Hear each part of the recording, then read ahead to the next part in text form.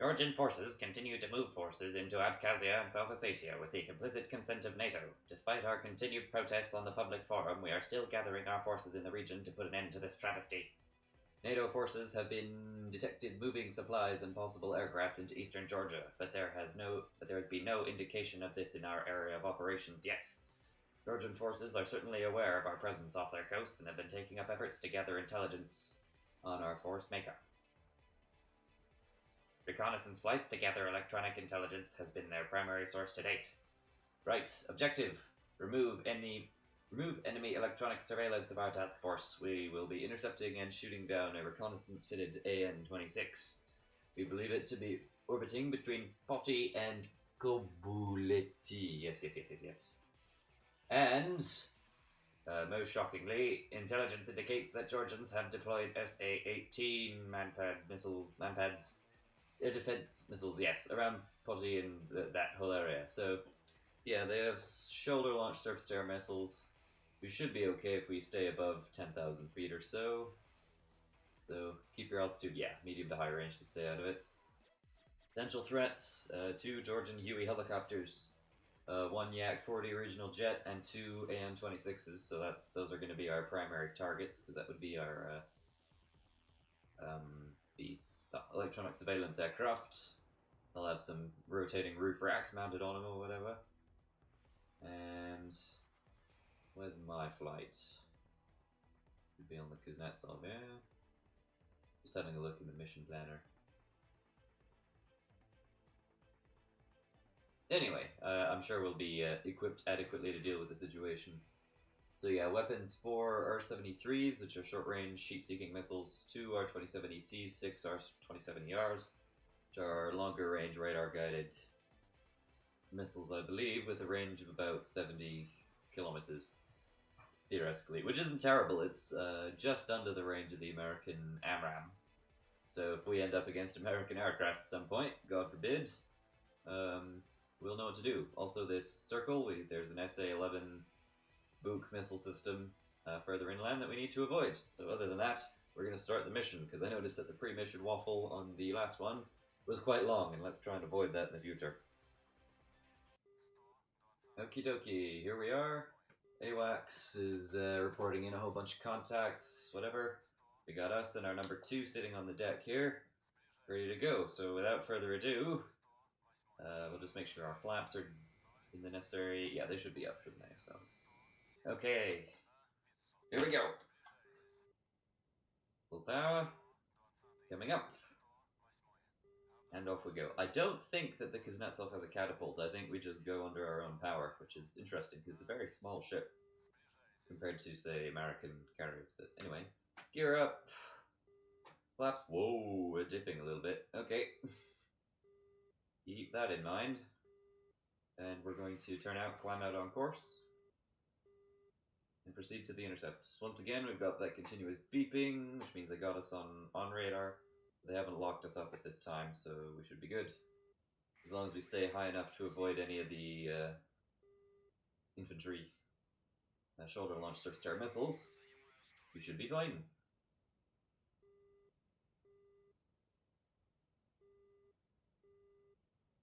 Okay, and it appears we've moved...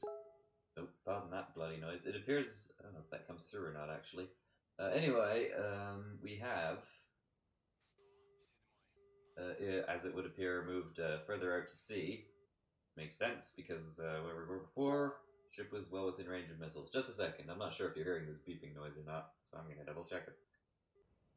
Okay, yeah, you shouldn't hear that anymore. That was just a Google Hangout that I had running in the background. We're going to pull out of Afterburner. We're approaching the first waypoint, and we're going to stay directly on track towards it, because this likes to not give you completion for missions unless you've hit all your waypoints. At least it did on the last one. I doubt that'll be the case with these combat missions, but who's to say? And we've still got the mouse cursor on the screen. I can probably remove that in the recording. I'm not sure if that's just a bug in DCS or a problem on my end, but we'll figure that out in a little bit. The one thing I should have solved is you should no longer hear the so much fan noise from my computer in the background. I've been tweaking some of the filters on OBS try and alleviate that. So we should be good. I hope. And let's have a quick peek at the map, shall we? So yeah, we're climbing out, rejoining our course.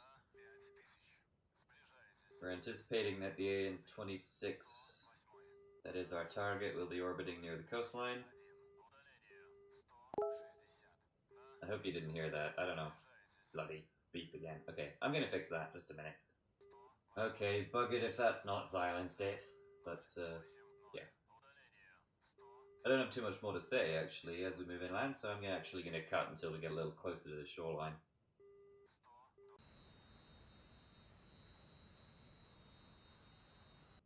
Okay, we're in the air approaching the Georgian coastline. I don't know if you can still see my mouse cursor or not. I hope not, because I think I turned it off in OBS. I've got the autopilot running because we're just flying straight and level. I hope that's not considered too cheaty. But we're going to flick our radar on and see what we can spot. I think that's an aircraft contact over there to the left. So I'm going to flick us out of autopilot, start a turn, and start working on a radar lock and see if we can figure out who that is, because if it's one of those AN-26s, we'll probably try and engage. We don't need to worry too much, because we'll be engaging at a fairly long range. Okay, there he is. See the top of the HUD, I'm working the radar cursor up there, and we've acquired him. So I'm going to get closer, because I want to be able to identify him before we just shoot. There are other Russian aircraft in the area, and indeed other Georgian aircraft, which aren't our primary targets. And just generally speaking, we want to know what we're shooting at. And if I switch through these missiles, you can see in the bottom right hand corner of the heads-up display we've got the 27ER, R-73, R-27ET. And we lost log. That's alarming. AN-26 used for electronic surveillance. Might be carrying ECM, come to think of it. So that might be what's breaking our radar lock. So we definitely are going to have to get closer and identify him visually. So we're still a fair distance out, so we can manage that. And let's have a quick peek at the map. Okay, so there we are. So that is where the aircraft was anticipated to be, so we should be okay. Oh, and I've managed to reacquire him. And we're still well out of range from missiles. You can see on the left side of the heads-up display there's an arrow creeping down a tape there, and there's a series of marks. So you have maximum range, minimum range, and I think the one in the middle is sort of an ideal point. I'm still not immensely familiar with how this whole system operates, but once it passes that first mark, we'll get a notification that we're in range on the heads-up display. And we'll theoretically be able to shoot, but I want to get closer. I want to identify him. We're plenty high enough to be out of the range of any shoulder-launched surface-to-air missiles. Let's see, based on my indicator down here, it's showing that we're getting radar beams from back, pretty much right behind us, so that'll be coming from the carrier, probably. Got a second contact here. I think, anyway. Yeah, we have. Okay. I'm gonna break this lock. Come on. Oh, that's my trim button. Okay, just let's be carrying on with the professionalism here. Entirely possible that I forgot to target designator.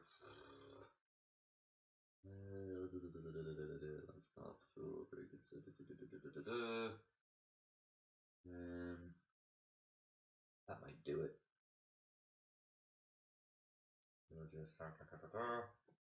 Professionalism. I've been trying to make these more cinematic. That's why you had some of the lovely transitions in the last one, but we're completely buggering that up this time.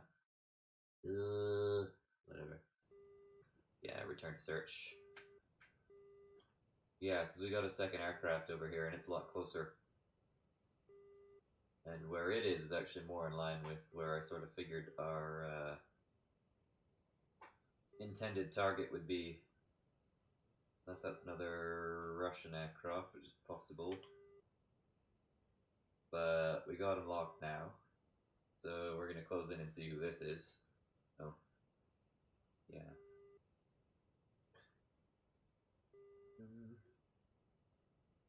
Because there were allegedly two AN-26s around here. And we are in missile range, but I don't want to shoot until I know who this is. We know he's Georgian. Oh, and I'm figuring that probably means he's got ECM since our radar lock just broke. Which could be a problem. We might have to use our heat seekers. Which means we need to get pretty close, like within 5 kilometers or so, probably. Is where we want to be to shoot with those. We're well within range. Yeah, AN-26B. Okay, I just want to see if we can keep our radar lock. And yeah, this aircraft shouldn't have any defensive weaponry since it's basically a modified turboprop airliner. So I'll wait until we're pretty close to shoot. I'm going to bring the throttle back a little bit, reduce our speed, and I'll shoot once we got visual range. We're well within our necessary parameters. I'm going to use an R-73 ET,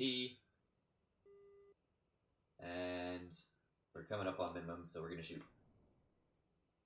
Hopefully this will be first blood for us. Okay, and we got him.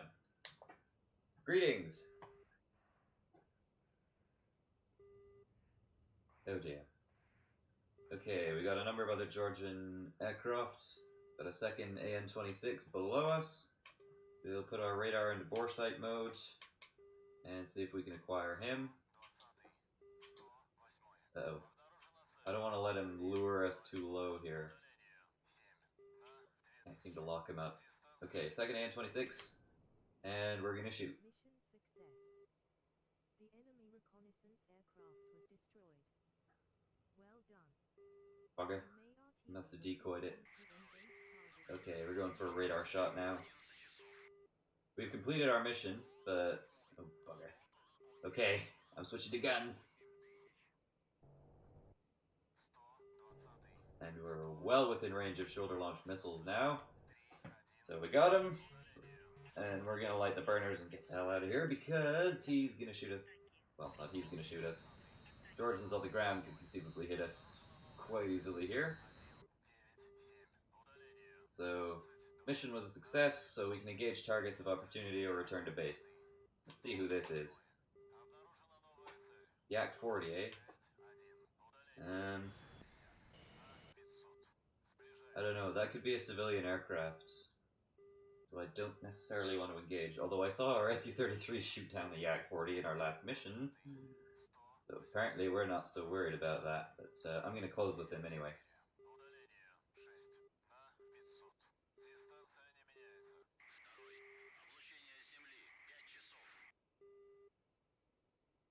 And I'm going to put our air brake out.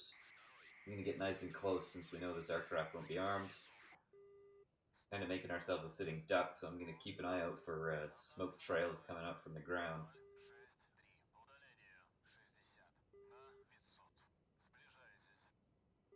Okay, and obviously we're outside missile range. Okay.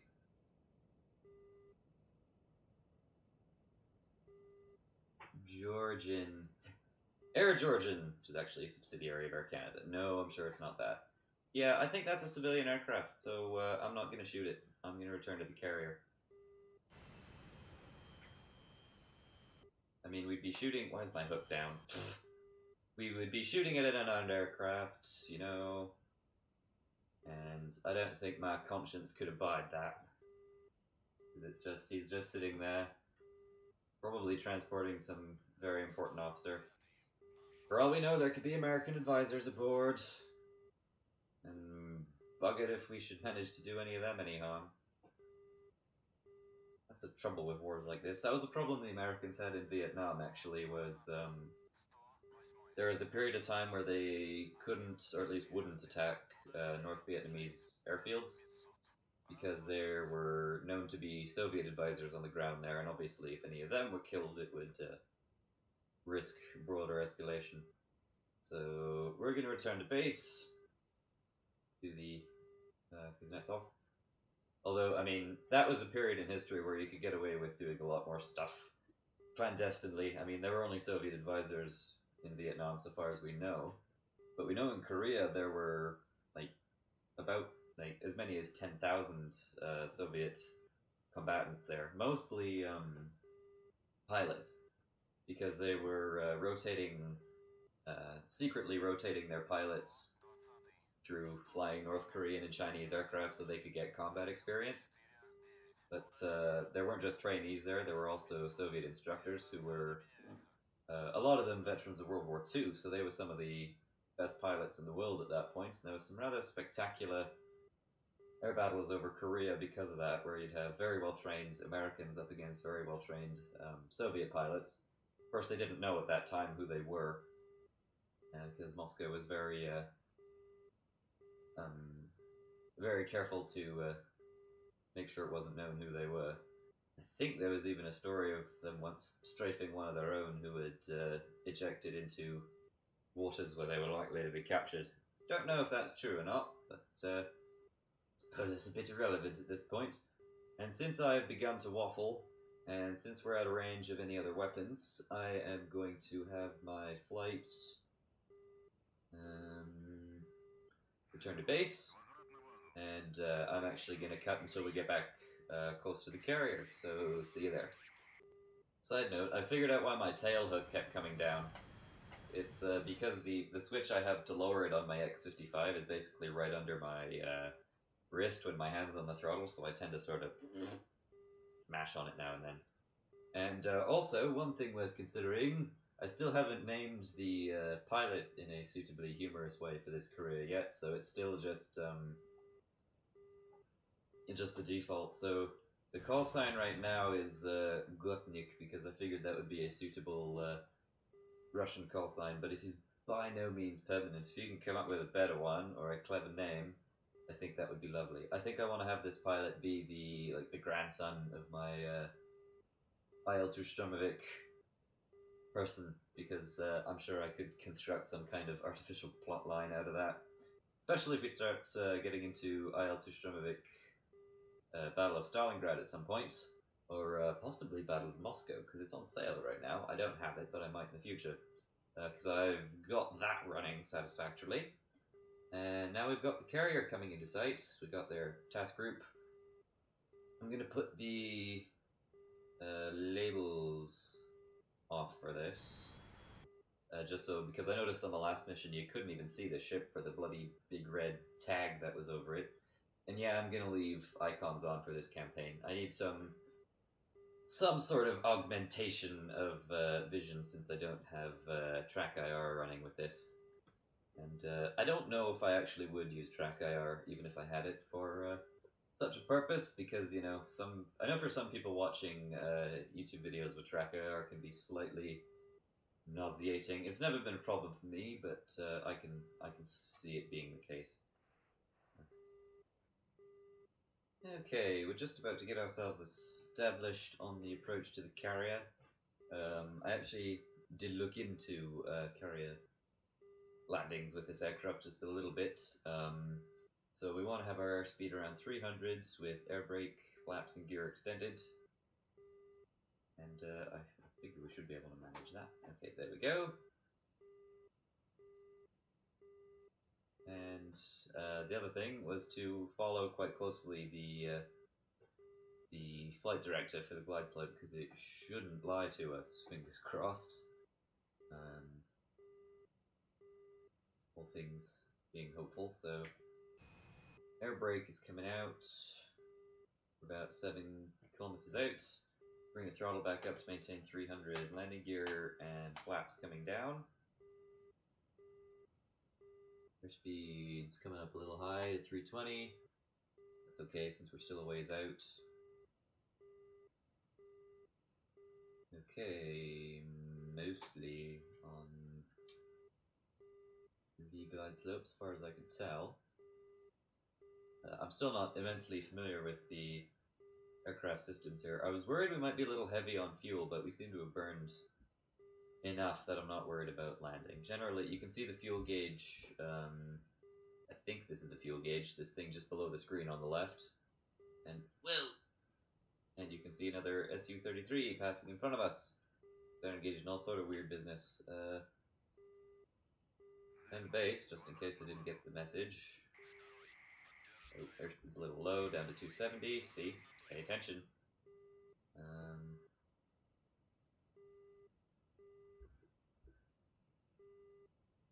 And yeah, all our stuff is extended.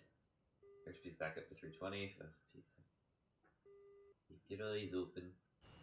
And apparently, the idea with having the air brake extended on the approach is so that your throttle's at a higher setting on landing, so that if you do a wave off and go around just before touchdown, it's a little safer, less likely to stall, and less likely to have to eject at a very low altitude or do something equally unpleasant, which I won't rule out the possibility of doing. If it looks like we're too low and we're going to hit the ship at an unpleasant angle and we don't have the chance to wave off, I absolutely will eject, but that would be a rather unfortunate thing to do with how much the Russian taxpayer was forking over to build this aircraft. The SU-33 is kind of a specialist thing, only 35 were built, although apparently they're going to build some more in the next couple of years, which is, I suppose, a good thing. Okay, the glide slope indicator on my heads-up display and the one on the side are contradictory, which is always good to see. Yeah, that worries me a little bit.